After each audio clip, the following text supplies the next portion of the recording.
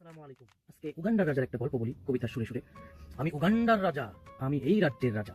এই দেশে নাই নাগরিক নাই জনগণ, আছে হাজার হাজার প্রজা। আমি উগান্ডার রাজা, আমার কি যে মজা।